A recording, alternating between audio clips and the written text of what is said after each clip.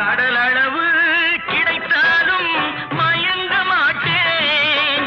அது கையளவே ஆனாலும் கலங்க மாட்டேன்.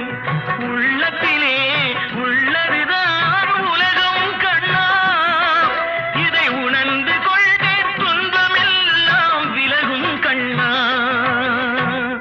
உணர்ந்து கொண்டேன் துன்பமெல்லாம் விலகும் கண்ணா.